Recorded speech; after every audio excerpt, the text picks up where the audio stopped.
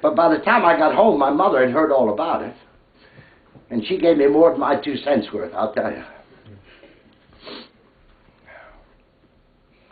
Well, as you can see, I probably wasn't as popular in Hannibal as I could have been as a boy.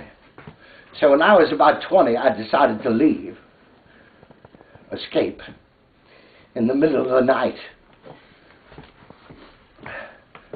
And the reason I did is because they had found gold in California. And I was going to go to California, become a millionaire by mining gold.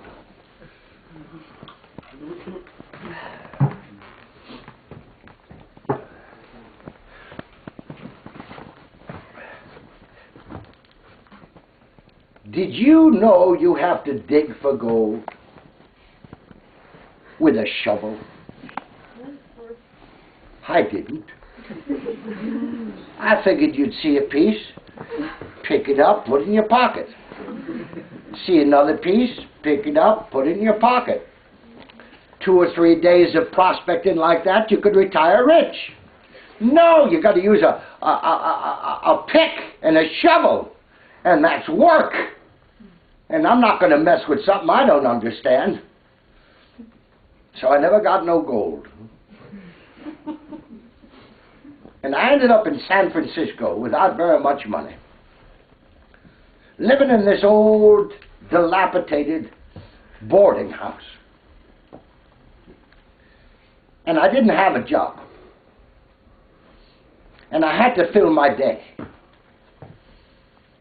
So every day at 12 noon, I would go to the local bar, sit down and order a whiskey. Now, I have heard some people tell me that whiskey has a number of subtle flavors within the flavor of whiskey. You can taste the malt, you can taste the bar, you can taste all the little ingredients. But to me, it always tasted like whiskey. Well, I figured that since I had all that free time on my hands, maybe I should practice trying to find all the tastes that whiskey has. So I would drink 2 or 3 whiskeys every hour from 12 noon until 9 o'clock at night. But I never tasted anything but whiskey. But I practiced hard. And then at 9 o'clock, someone would push me home. But then I had a dilemma. I had nothing to do from 9 o'clock at night until 12 o'clock the next day. So I decided I'm not going to waste my time. You see, if you're unemployed, the most important thing is to keep busy. You got to wake up every day. You got to get dressed. You got to think like you're going to work. So I wanted to keep busy. So I decided to use that time to learn how to play a musical instrument.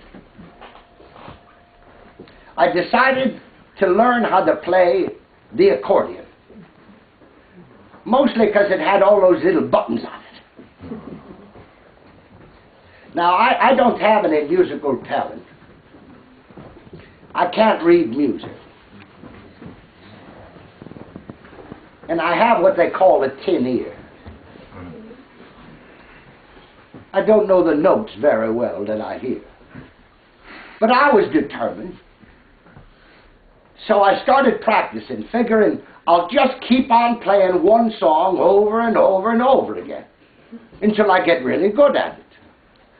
So every night at 9 o'clock, I'd begin to practice the accordion. I picked the song Old Dan Tucker. Old Dan Tucker, Old Dan Tucker, where do you see my friend Old Dan Tucker?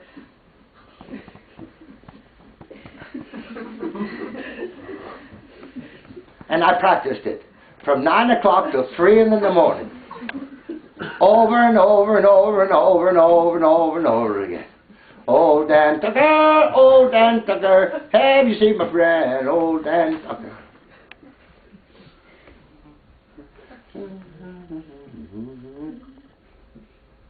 I practiced for 3 months every night. Over and over and over and over and over and over and over again. I got so good at playing Old Dan Tucker that I realized that the song could be better. And all it needed was my help. So I started putting variations on the tune. Whoa, Dan Tucker. Whoa, Dan Tucker. Have you seen my friend? Oh, Dan Tucker. Over and over and over and over and over and over and over again. From 9 o'clock at night to 3 o'clock in the morning, every day, for 3 months. Finally, there was a knock at my door.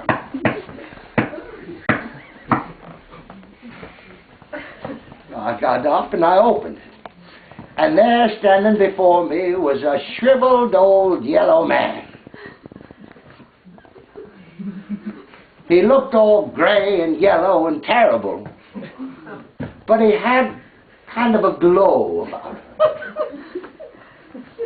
And a tear coming down his face.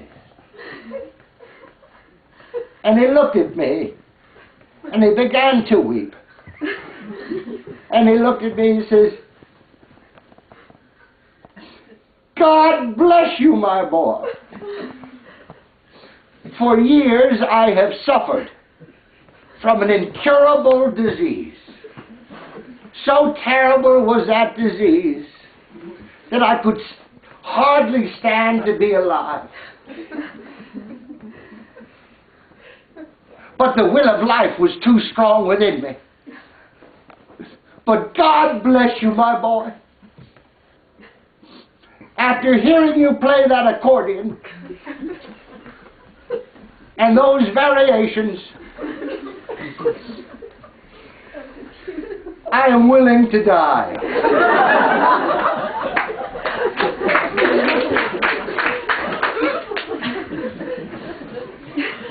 In fact, I'm looking forward to it.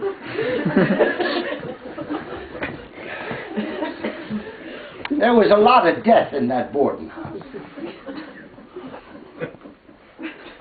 There was a poet that lived next to me.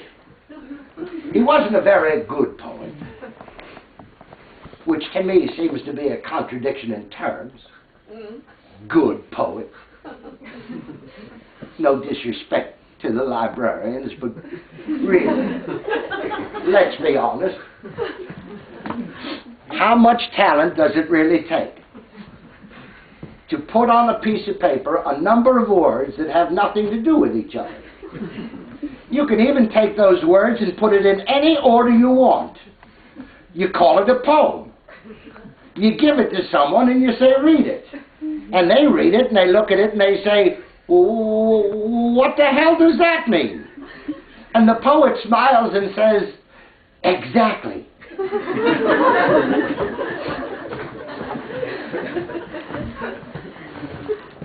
But one day he come up to me and he said that he thought his life was a failure. And I had read some of his poetry and I said I couldn't agree more. Then he said he wanted to kill himself. And I said, all right. Well, you see, by then I got a job working part-time at a newspaper.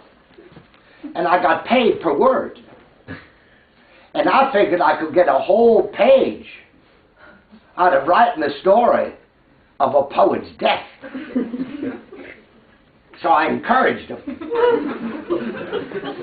And you know, you have to stay on top of it, because a would-be suicide's mind is very, very changeable.